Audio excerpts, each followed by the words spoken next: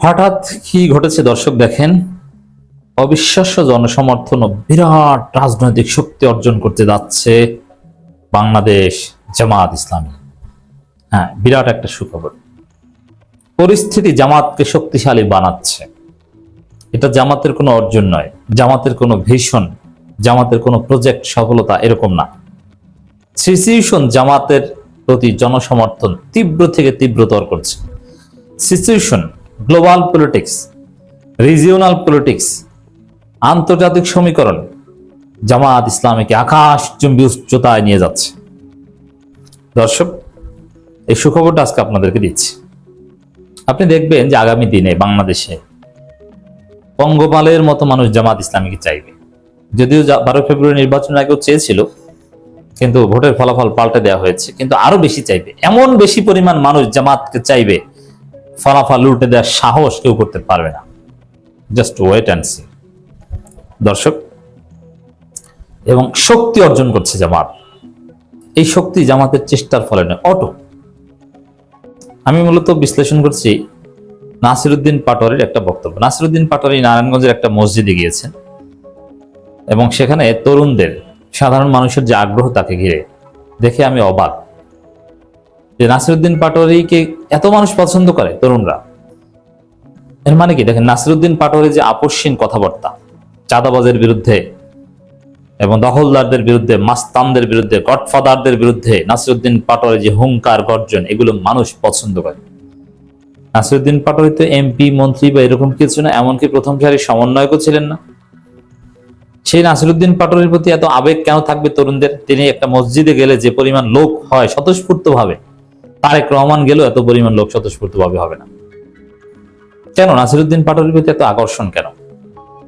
একটাই কারণ, তিনি আপসহীন, তিনি বেপরোয়া কথাবার্তা বলেন, বিপ্লবী কথাবার্তা বলেন, অন্যায়ের বিরুদ্ধে তিনি জিরো টলারেন্স।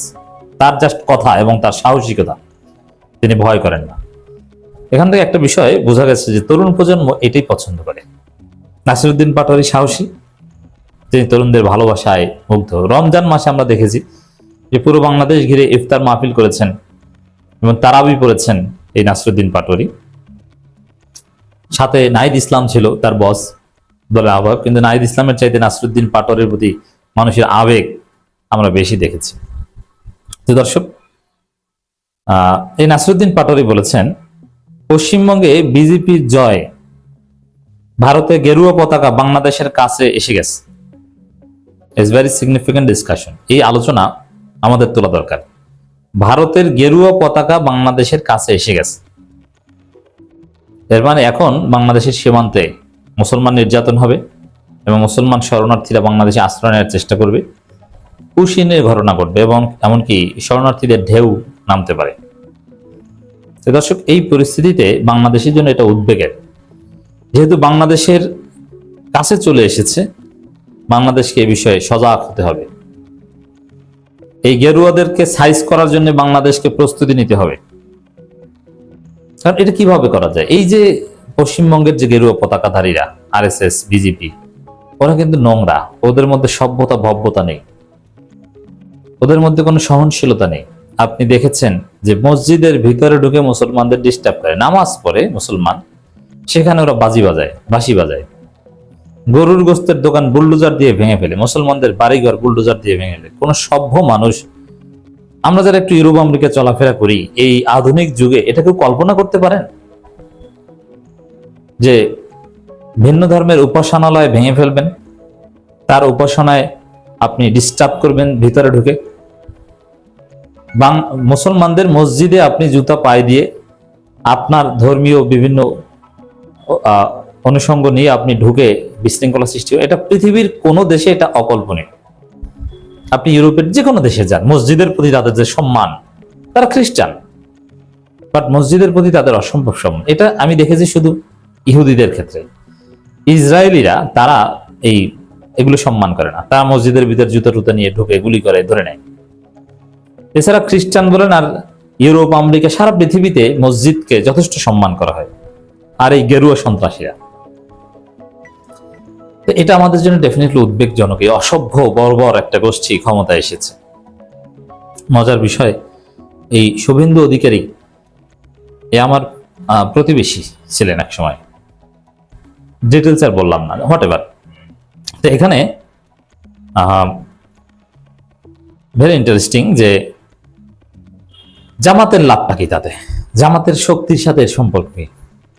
হ্যাঁ, ভারতে যত মুসলিম নির্যাতন হবে, বাংলাদেশের বর্ডারে ওরা যত বিশৃঙ্খলা সৃষ্টি করবে, জামাতের জনসমর্থন অটোমেটিক্যালি তত বাড়বে, জামাতের শক্তি অটোমেটিক্যালি তত বাড়বে।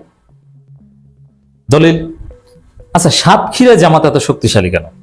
বাংলাদেশের সাথে ভারতের বর্ডার যেখানেই আছে, যেখানেই ঝামেলা, সেখানেই জামাত শক্তিশালী। যেসব বর্ডারে ভারত বেশি পরিমাণ বর্ডার কিলিং ঘটায়, সেই সব জায়গায় জামাত শক্তিশালী। কারণটা কি? কারণ এই গেরুয়া পতাকা নিঃশ্বাস যখন বাংলাদেশের ভূখণ্ডের উপর পড়ে, তখন বাংলাদেশের জনগণ আরো জোরালোভাবে চিন্তা করবে এদেশের স্বাধীনতা সার্বভৌমত্ব এই গেরুয়া সন্ত্রাসীদের হাত থেকে বাংলাদেশকে এবং ভারতের মুসলমানদেরকে রক্ষার জন্য জামাত ইসলামকে শক্তিশালী করা দরকার। এজন্যই সাতক্ষীরা সব আসন জামাত পায়, চাঁপাইনবাবগঞ্জের আসন জামাত পায়, এবং চুয়াডাঙ্গার আসন জামাত পায়, মেহেরপুরের আসন জামাত পায়, বর্ডারের আসনগুলো সব জামাত পায়। কেন? যে বর্ডারে ভারতের এই সন্ত্রাসী দেখে মানুষ জামাতকে ফিল করে, কারণ জামাত হচ্ছে ভারতের আধিপত্যবাদের বিরুদ্ধে একমাত্র প্রতীক, একমাত্র কার্যকর শক্তি। তা ভারত যত এভাবে ইরিটেট করবে, জামাতের শক্তি জনসমর্থন তত বাড়বে, মানুষ জামাতকে তত বেশি ফিল করবে, এবং জামাত এটা কাজে লাগাবে অটোমেটিক্যালি, এটা অটো হবে। আর এটা যে হবে তার প্রমাণ তো এই যে সীমান্ত এলাকাগুলোতে জামাত এমন কি দেখেন, এই যে সাতক্ষীরা, অথবা সাতক্ষীরা জামাতের কিন্তু বেশি টাকা পয়সা নেই, গরিব, তার চেয়ে সিলেট জামাতের টাকা পয়সা বেশি। আবার সাতক্ষীরা জামাত থেকে ওইরকম হেভিওয়েট কোনো নেতাও বের হয়নি। আপনি জামাতের সাবেক কোনো আমির, কোনো সেক্রেটারি দেখাতে পারবেন না যিনি সাতক্ষীরা থেকে এসেছেন।